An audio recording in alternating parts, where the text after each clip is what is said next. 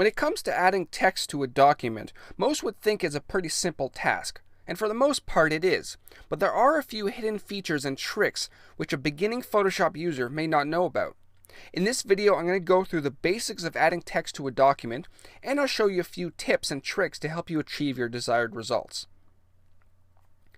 The text tool is very easy to recognize. On the toolbar, press the T button. This is the horizontal type tool.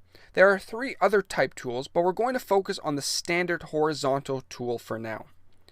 Like most tools, at the top we have our options. If you've ever done word processing before, most of these options will be very familiar. The first drop-down menu allows us to select our font.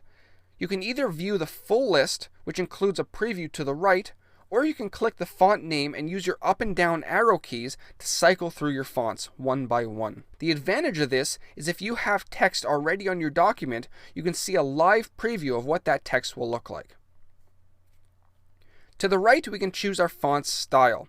Not all fonts have additional styles, but some fonts allow you to choose from regular typefaces, bold, italic, and in some cases more subtle variations such as light, medium, and condensed bold. Next, we can choose the size of our font. By default, we have values from 6 points all the way up to 72 points. But if there's a more specific size that you're after, such as 300 points, you can simply enter the value and press enter. Next is the anti-aliasing method. This option controls the edges of your text. If you're after a smooth or crisp edged text, you can define it right here. Text orientation is next. I'm sure you're familiar with this option, but if you want to have your text anchored to the left, center, or right, this is where you would define it. This tiny box to the right is our color box. Here you can choose your font's color. Usually if you don't have a text layer selected, it will default to your foreground color. But if you're looking for a different color, simply click on the box and select your new color. But if you do have a text layer already selected, this box will display the color of the current text. Now if you're looking to stylize your text a little bit, you can warp it using this option here. Once we click on this button, the Warp Text dialog box opens up. You can now choose the style of your warp and make small adjustments if needed. If later on you decide that you want to remove the warp or make small changes again, as long as you have that layer selected, you can hop back in your Warp Text dialog box and make your changes. Once you have all your options set, simply click an area in your document to create a new text layer and type away. It's that simple. Now that you have your text created, there are more options which many of you are not aware of. This button right here will bring up the character and paragraph panel. You can also access it by going to Window and then clicking on Character.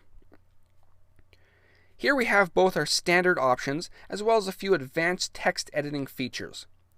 These new options allow us to adjust the spacing between breaks, between individual letters, adjust the vertical and horizontal scaling, and even add a baseline shift to your text. I mentioned before that not all fonts contain additional styles. If you find yourself in that situation where you have a font that doesn't have a bold or italic option, you can add faux bold or italic to your text using these 2 buttons right here.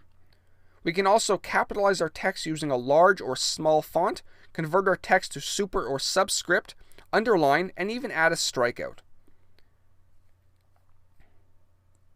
Now all of these options are not confined to all the text in your layer. We can grab our text tool, select individual letters, and use the same options like I showed you. Notice how only those selected letters are affected now.